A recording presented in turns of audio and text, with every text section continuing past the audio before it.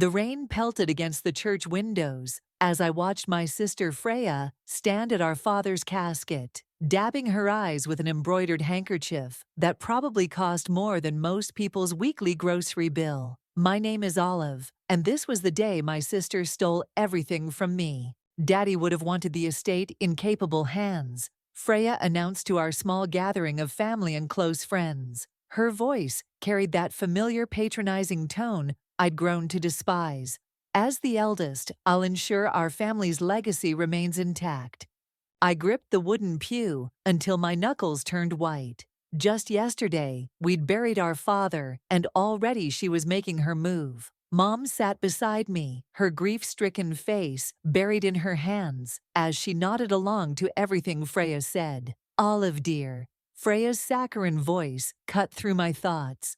You understand, don't you? With your history of impulsive decisions, this is really for the best. The gathered mourners turned to look at me. I felt their stares burning into my skin. Remembering the rumors Freya had carefully cultivated about my supposed irresponsibility. That failed startup I'd attempted at 23. The time I'd traveled through Europe instead of immediately starting college. All twisted into weapons against me. I understand perfectly, I replied, keeping my voice steady despite the rage building inside me. You've always had everything figured out, haven't you, Freya? She smiled, that picture-perfect smile that had fooled everyone but me. I'm so glad you see it my way. Mom's already signed over power of attorney to me. It's all very official. My head snapped toward Mom. Is this true? Mom finally looked up, her eyes red and puffy. Freya knows what she's doing, honey. She's got the business degree, the connections. Your father would have wanted, Dad would have wanted us to share everything equally, I interrupted, standing up. That's why he left it to both of us in his will. Freya's friend Callie stepped forward, placing a manicured hand on my shoulder. Olive, sweetie, maybe you should step outside and get some air. Grief can make us say such irrational things. I shrugged her hand off and walked toward the church exit. As I pushed open the heavy wooden doors, I heard Freya's voice carry across the now silent church. You're better off without it, little sister. Trust me. That night, I sat in my childhood bedroom, surrounded by boxes I'd already packed. The estate had been in our family for generations. The mansion, the investments, the land. Dad had built it into something remarkable, and now Freya would run it all into the ground. A soft knock at my door made me look up. Mom stood there, looking smaller than I'd ever seen her. I'm sorry, Olive, she whispered, but Freya, she knows what she's doing. She's got everything planned out. She's manipulating you, Mom. Can't you see that? Don't make this harder than it needs to be. Mom's voice cracked. Please, I can't handle any more conflict right now. I stood up and hugged her, breathing in her familiar lavender scent. It's okay, Mom. I understand. And I did understand. Not just Mom's grief, but what I needed to do next. Freya thought she'd won, thought she'd pushed me aside like she always had. But she'd made one crucial mistake. She'd underestimated me. Again. Later that night, as I loaded the last box into my car, I heard heels clicking on the driveway behind me. Running away again, Freya called out. I knew you'd take the easy way out. I turned to face her, and for the first time in years, I felt completely calm. No, Freya, I'm not running away. I'm moving forward. She laughed, the sound echoing in the empty driveway. Forward to what? Another failed venture? Another disappointment? You know what's funny? I smiled, closing my trunk. You're so focused on what you've gained. You have no idea what you've just lost. Lost? She scoffed. I've won everything. Keep telling yourself that. I got into my car and started the engine. Through the window, I added, and Freya, remember this moment.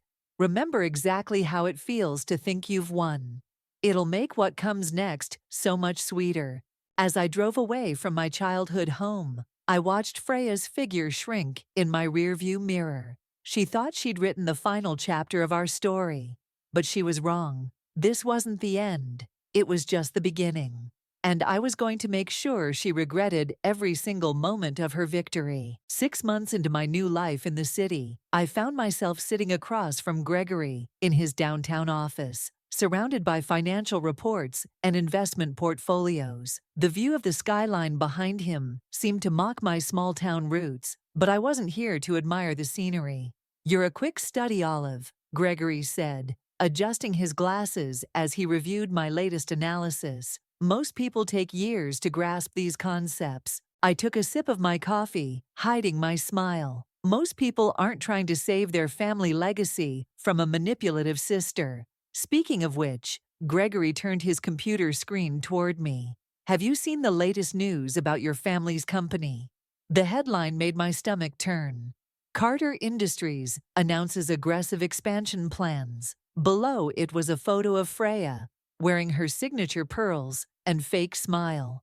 "She's taking out loans she can't possibly repay," I muttered, scanning the article. "The estate's cash flow won't support this kind of expansion." "Exactly." Gregory leaned back in his chair.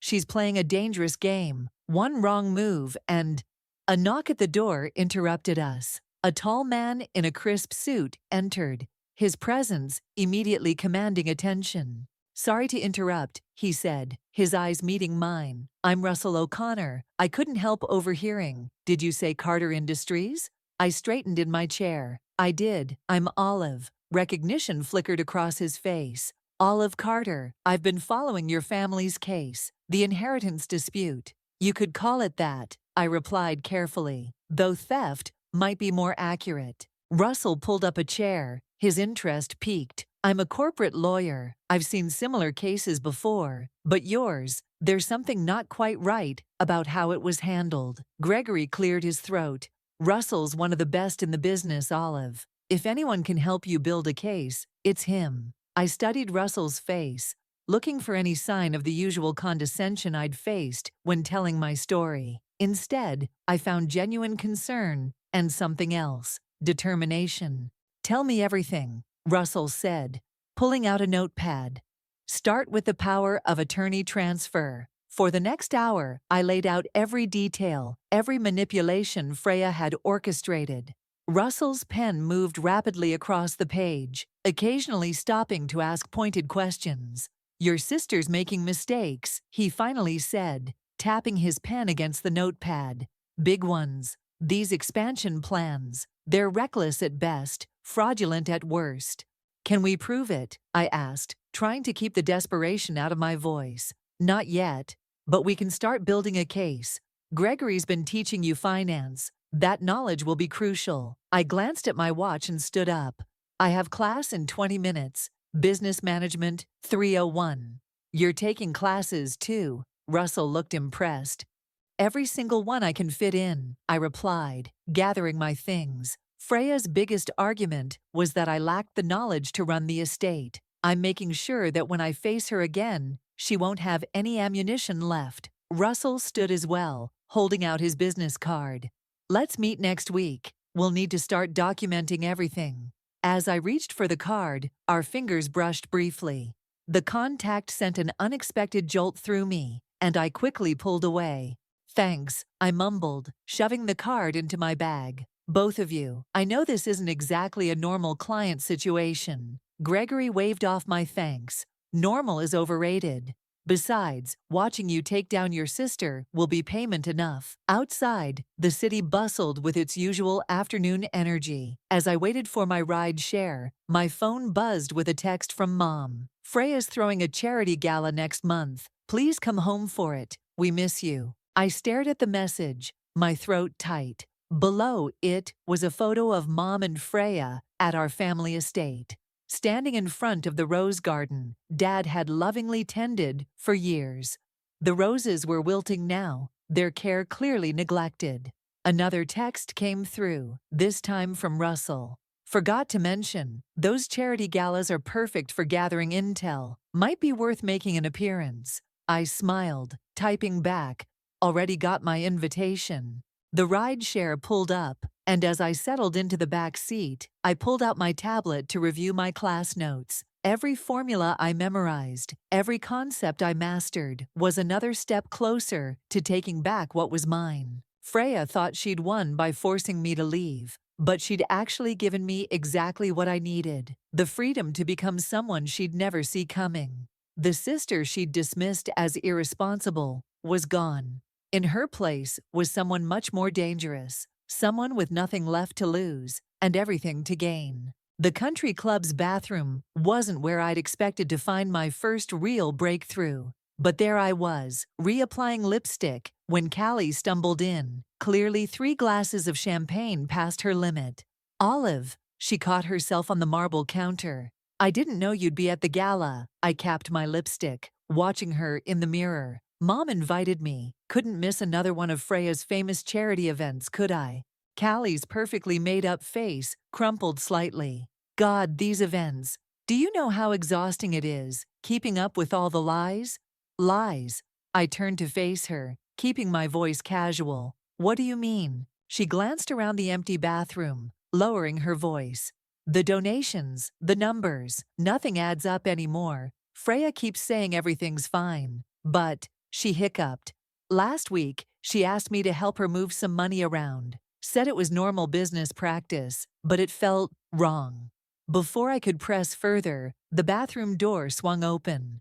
Freya stood there, her designer dress practically radiating artificial perfection. "Callie, darling." Freya's voice could have frozen hell over. "The mayor's asking for you." Callie straightened up, her moment of honesty vanishing behind a practiced smile. As she wobbled out, Freya turned to me. "Enjoying the party, little sister?"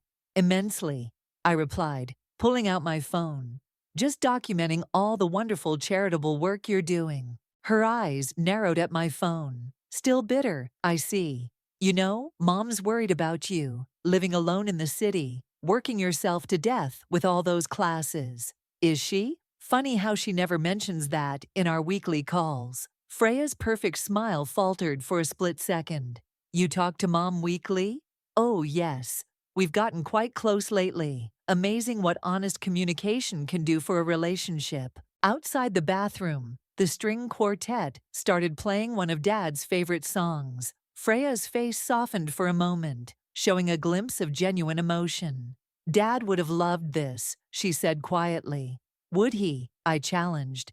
"Would he have loved watching you run his company into the ground, with reckless expansions and mismanaged funds?" The softness vanished. "You don't know what you're talking about." "Don't I? The third quarter reports tell an interesting story, Freya. So do the whispers I'm hearing about bounced checks and delayed payments." She grabbed my arm, her manicured nails digging into my skin. "Stay out of this, Olive. You gave up your right to question my decisions when you left." "When I left," I yanked my arm free. "You mean when you forced me out? Is everything okay in here?" Mom's voice made us both jump. She stood in the doorway, concern etched on her face. "Everything's fine, Mom," Freya said smoothly. "Olive was just leaving, weren't you?" I looked at Mom, seeing the conflict in her eyes. "Actually, I'd love to stay and chat about the company's financial reports." "Mom, did you know about the—" "Mom doesn't need to worry about boring financial details," Freya cut in sharply. "She trusts me to handle everything."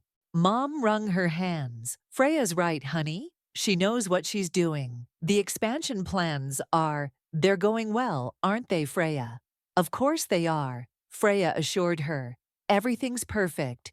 I pulled out Russell's business card and held it out to Mom. "When you're ready to know the truth, call this number. He's a lawyer who specializes in corporate fraud." "That's enough." Freya snatched the card from my hand and tore it in half. "Mom, go back to the party. I need to talk to my sister alone." But Mom didn't move. She stared at the torn card on the floor, then at Freya's flushed face, then at me.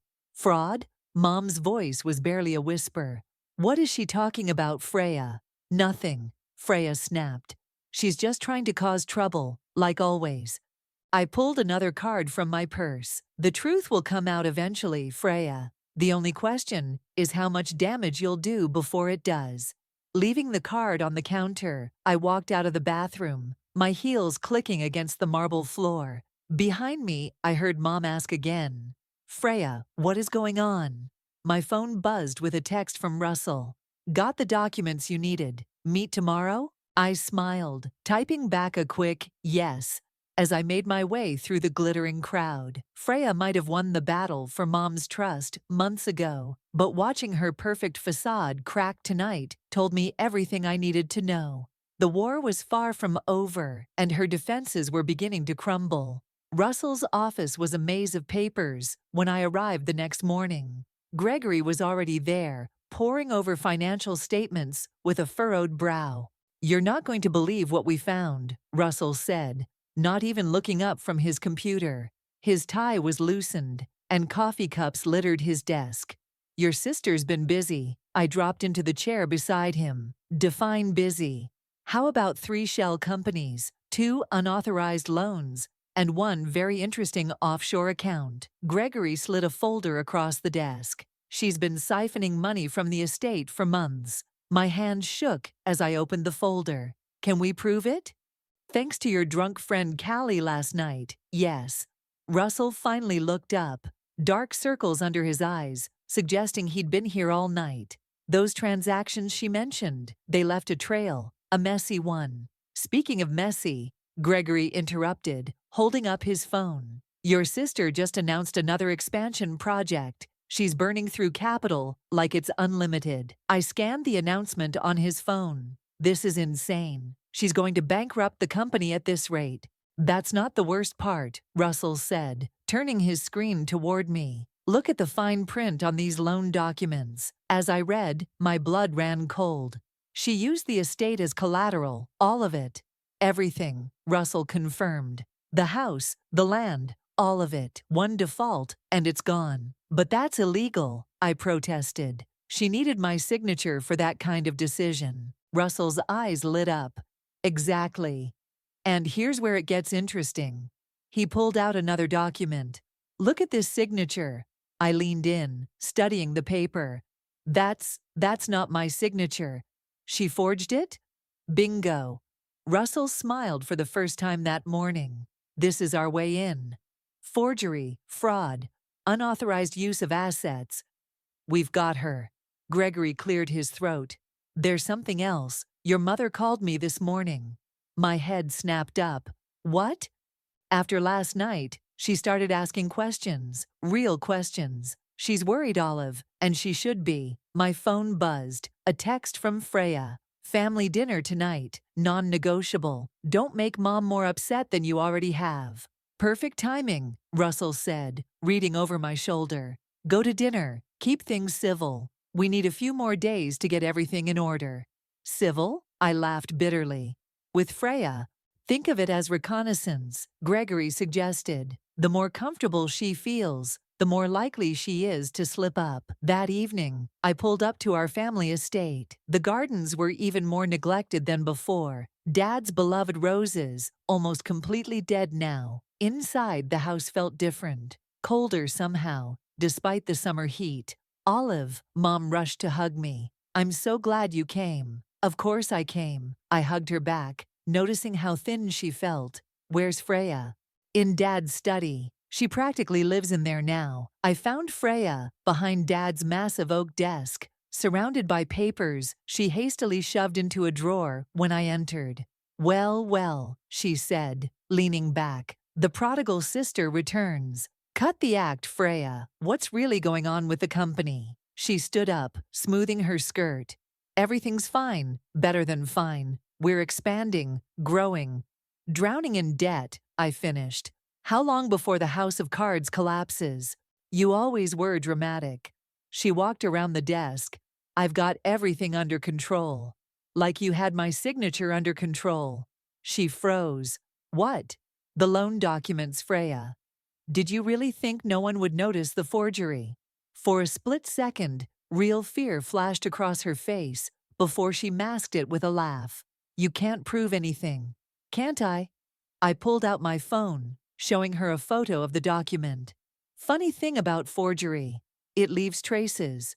"Dinner's ready," Mom called from downstairs. Freya gripped the desk, knuckles white. "What do you want?" I want what's mine, what Dad wanted me to have. You'll never prove anything, she hissed. And even if you could, you'd destroy Mom in the process. Is that what you want? I headed for the door, pausing in the doorway. You know what's interesting about karma, Freya? It doesn't care about what we want. It only cares about what we deserve. As we sat down to dinner, I watched Freya's hand shake as she lifted her wine glass. She was scared now, and she should be, because tomorrow, Russell would file the first round of papers, and her carefully constructed world would begin to crumble. Mom passed the salad, oblivious to the tension. Isn't this nice? Both my girls home again? I smiled, taking the bowl. Yes, Mom, it's exactly where I need to be. The morning sun streamed through the estate's windows as I walked into Dad's study, where Freya was frantically shredding documents. She looked up, mascara smeared under her eyes. You actually did it, she snarled, waving a legal notice. You're suing me. Not just suing, I replied, closing the door behind me. The police are involved now. Fraud tends to interest them. She slammed the shredder off. You have no idea what you're doing. I built this company up. Built it up? I laughed. You've been destroying it. Look at this. I grabbed a financial report from her desk. 3 missed loan payments. 2 vendors threatening legal action. The expansion projects are hemorrhaging money. I can fix it. She grabbed the paper from my hands. I just need more time. Time for what?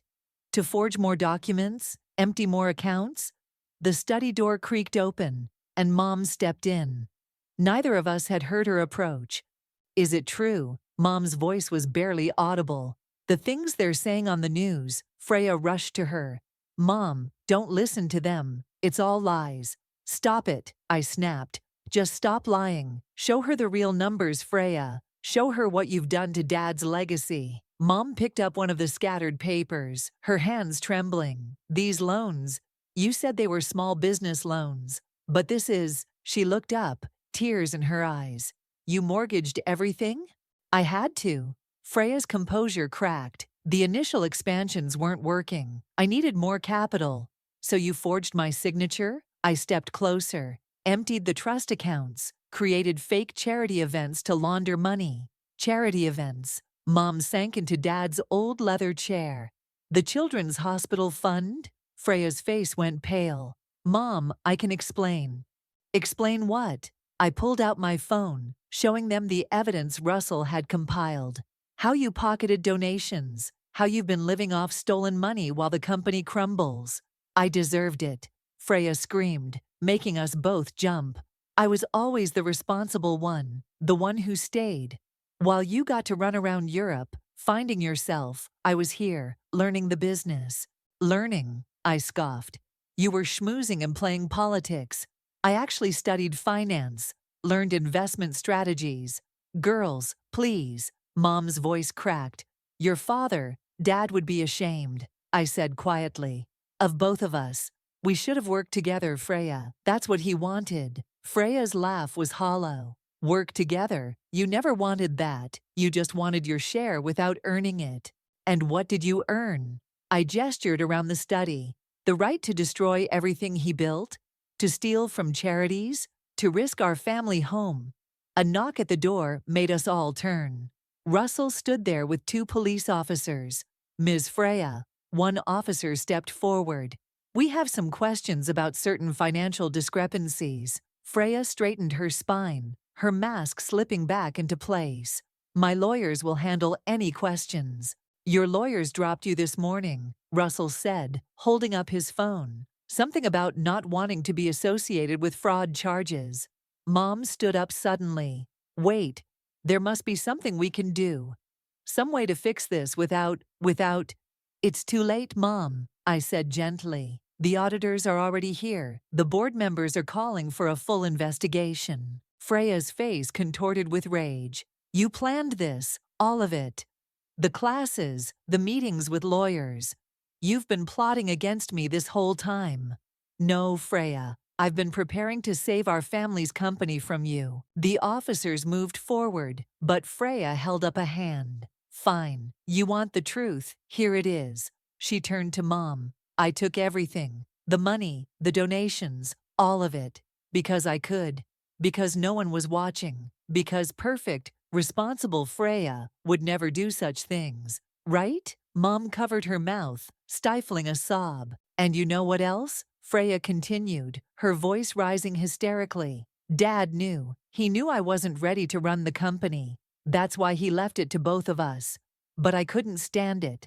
Couldn't stand sharing with perfect little Olive, who always got away with everything. Ma'am, one officer said firmly, we need you to come with us. As they led Freya out, she turned back one last time. I hope you're happy, little sister. You've destroyed this family. No, Freya, I replied, watching her go. You did that all by yourself. Mom and I stood in silence as Freya's heels clicked down the hallway, each step echoing through the house like a final countdown. The empire she'd built on lies was crumbling, but beneath the rubble, our family's true legacy remained. Now came the hard part, rebuilding everything she'd torn down. The boardroom felt like a war zone. Angry investors, concerned board members, and a team of forensic accountants all talked over each other while I stood at the head of the table, my father's old position. The total losses are approaching $8 million, one accountant announced, sliding reports across the table. And that's just what we've uncovered so far. How did no one notice? Demanded Mr. Patterson, our longest-serving board member. Where were the oversight committees? Callie, sitting in the corner, raised her hand timidly. Freya had us all submit false reports. She said it was standard practice for tax purposes.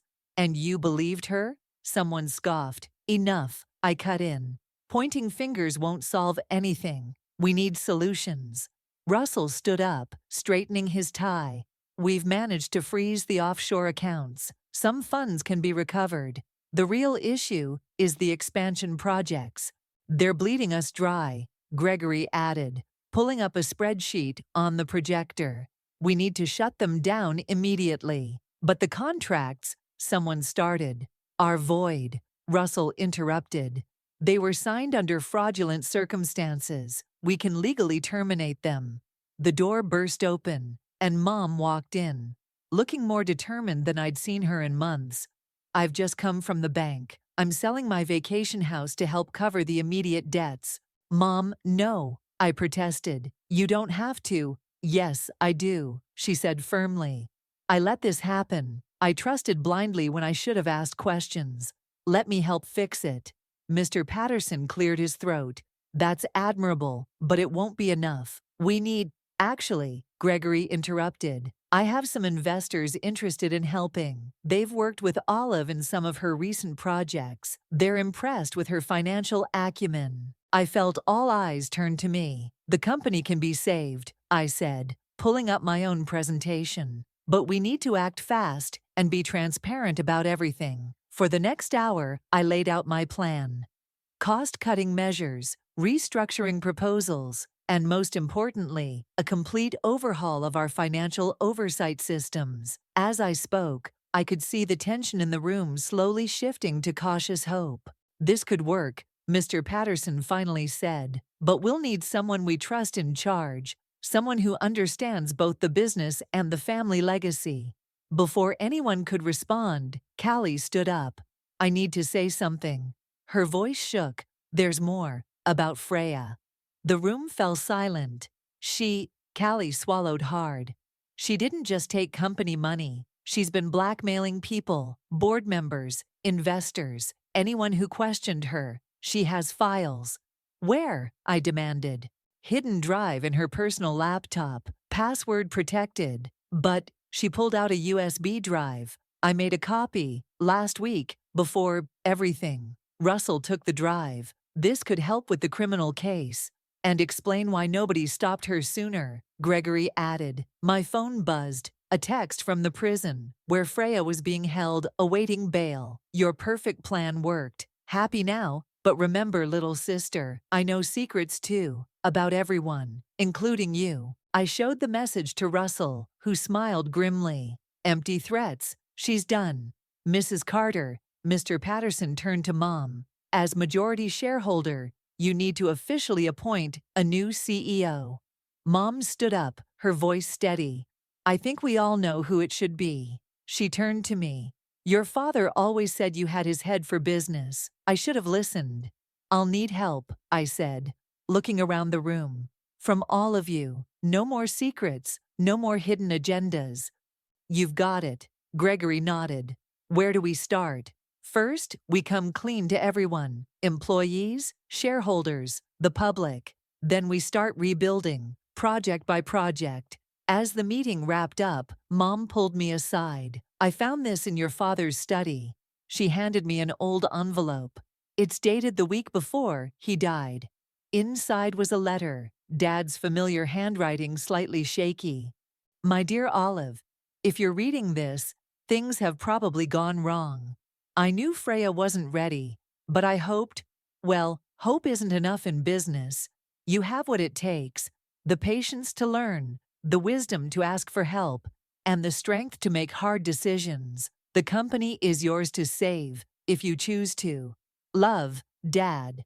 I folded the letter carefully as Russell approached. "Ready for tomorrow's press conference?" "Ready," I nodded, tucking the letter into my jacket pocket. "Time to tell the world exactly what happened here. And Freya? She'll face justice," I said, watching the last board members file out. "But right now, we have a company to save and a legacy to rebuild." The courthouse buzzed with tension as Freya strode in. Designer suit, pristine, despite her circumstances. Her lawyer whispered something in her ear, but she waved him off, eyes fixed on me with burning intensity. "All rise," the bailiff called out. I gripped Russell's hand under the table before letting go. He'd become more than just my lawyer over these past months, but today wasn't about us. Today was about justice. The state versus Freya, on multiple counts of fraud, embezzlement, and forgery, the judge announced. "How does the defendant plead?" Freya stood, chin high. "Not guilty, Your Honor." The prosecutor, a sharp-eyed woman named Diana, approached the bench. "Your Honor, the state will prove that the defendant systematically defrauded her family's company, embezzled charitable donations, and forged documents to cover her tracks." For hours, witness after witness took the stand. Callie, trembling but determined, detailed years of financial manipulation. Board members described Freya's threats and blackmail. Forensic accountants mapped out the complex web of fraud. Then it was my turn. "Ms. Olive," Diana began, "when did you first suspect your sister's activities?" "The day of our father's funeral," I replied, my voice steady, "when she announced she was taking control of everything." "Objection," Freya's lawyer called out. "Relevance." "Overruled," the judge said. "Continue." I described the months of investigation, the discovery of forged documents, the offshore accounts. As I spoke, I watched Mom in the gallery, tears streaming down her face. "And this document," Diana held up the loan agreement. "Is this your signature?" "No," I said firmly. "Freya forged it to secure loans using our family estate as collateral." Freya's lawyer cross-examined me aggressively, trying to paint me as a jealous sister out for revenge. But the evidence was too strong, the paper trail too clear. Then, unexpectedly, Freya stood up. "I want to speak," she announced. "I want to tell the truth."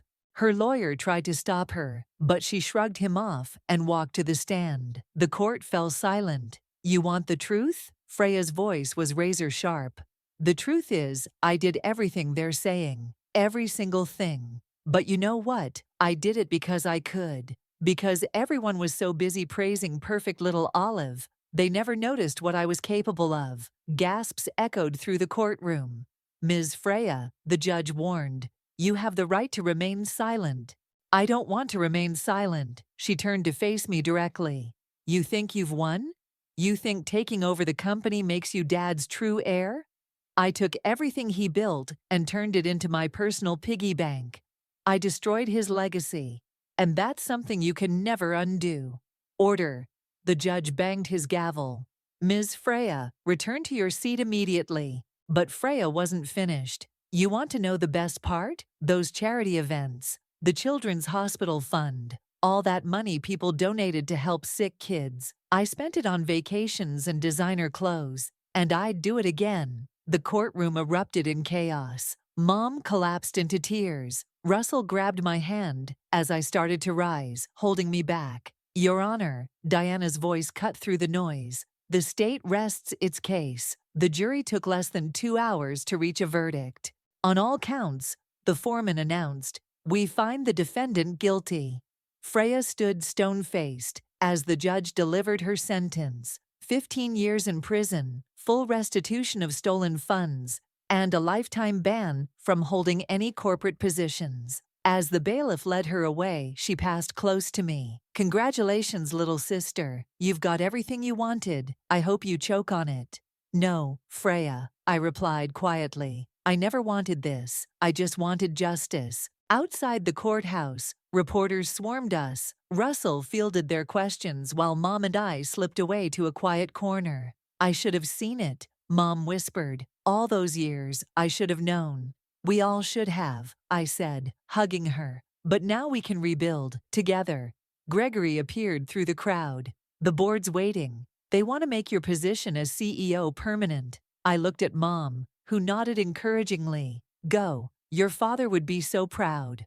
As we walked to the waiting car, Russell caught up with us. Dinner tonight? To celebrate. I smiled, feeling the weight of the past year finally lifting. Yes, but first, there's something I need to do. That evening, I stood in Dad's study, now my study, looking at his photograph on the wall. We did it, Dad. We saved your legacy. And I promise, I'll make it even stronger. The company would recover. The stolen money would be repaid. But more importantly, the truth had finally come out. Sometimes, karma doesn't just come for those who deserve it. It helps restore what was broken in the process. The autumn breeze rustled through Dad's rose garden, now restored to its former glory. I knelt beside the bushes, pruning shears in hand, just as he'd taught me. The quarterly reports are in, Russell called from the patio, tablet in hand. Profits are up 30%. The Children's Hospital Fund has been fully restored. And the expansion projects, I asked, snipping a wayward branch, all stabilized. Gregory's oversight team is keeping everything on track. The back door opened, and Mom emerged, carrying a tray of lemonade. She looked younger somehow. The weight of secrets finally lifted from her shoulders. Mail came, she said, handing me an envelope. From the prison. I recognized Freya's handwriting immediately. Unlike her previous letters, full of threats and accusations, this one felt different, lighter somehow. Dear Olive, I read aloud. I've had time to think in here. Too much time, probably. Yesterday, they let me watch the news coverage of the company's recovery. You did what I never could. You made it better, stronger. Dad would have. I paused, swallowing hard. Dad would have been proud. Russell sat beside me on the garden bench. Are you going to respond? I don't know, I admitted, folding the letter. Some wounds take longer to heal. Speaking of healing, Mom interjected with a knowing smile. Russell, are you staying for dinner? I'm making your favorite pot roast. He squeezed my hand. Wouldn't miss it. The sound of car tires on gravel drew our attention. Callie emerged from her vehicle, clutching a stack of papers. The last of the restitution paperwork, she announced, joining us in the garden. Every penny has been accounted for and returned to the charities. Thank you, Callie, I said sincerely, for everything. She shook her head. I should have spoken up sooner, but watching you rebuild everything, doing it the right way, it's taught me something about courage. Speaking of courage, Russell cleared his throat, suddenly looking nervous. There's something I've been meaning to ask you, Olive. Before he could continue, Gregory's car pulled up. He practically ran to the garden, waving a document. The board just unanimously approved your proposal, he exclaimed. The Scholarship Foundation for Business Ethics. They love it. I smiled, thinking of Dad. The Redemption Scholarship. For students who understand that success isn't just about profit margins.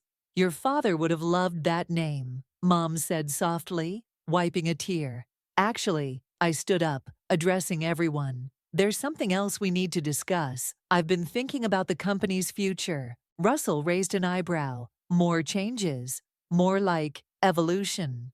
We're not just going to be about business anymore. I want to create a mentorship program, helping young entrepreneurs learn ethical business practices. Show them that success and integrity aren't mutually exclusive. That's brilliant, Gregory nodded. A way to prevent another Freya situation. And speaking of prevention, Russell finally managed to pull out a small velvet box from his pocket. I was wondering if you'd be interested in a different kind of partnership. The garden fell silent. Mom's hands flew to her mouth. Callie squealed. Really? I laughed. You're doing this now, in the middle of a business discussion. Well, he grinned. You're always saying we should merge our assets. Oh my God, that was terrible, I groaned. But I was smiling. Yes, of course, yes. As Russell slipped the ring on my finger, I caught sight of Dad's roses swaying in the breeze. They were blooming again, stronger than ever. So, Gregory cleared his throat, clearly emotional but trying to hide it, about that mentorship program. Right. I straightened up, still grinning. Let's go inside and discuss it. Mom's pot roast is waiting, and we've got work to do. As everyone headed inside, I lingered in the garden for a moment. The estate felt alive again, filled with purpose and hope. Freya's letter crinkled in my pocket, a reminder of how far we'd come and how far we still could go. Coming, Russell called from the patio. Yes, I said, taking one last look at the roses. You know what, Dad? I whispered to the garden. I think we did okay, better than okay. Inside, I could hear laughter and conversation. The sounds of family and future plans mingling together. The company wasn't just surviving anymore, it was thriving, guided by principles stronger than profit margins. And maybe someday, when the wounds had healed enough, there would even be room for forgiveness. But for now, there was dinner to eat, plans to make, and a future to build. The right way this time. After all, isn't that what karma is really about? Not just punishment, but restoration. Making things right again, one choice at a time.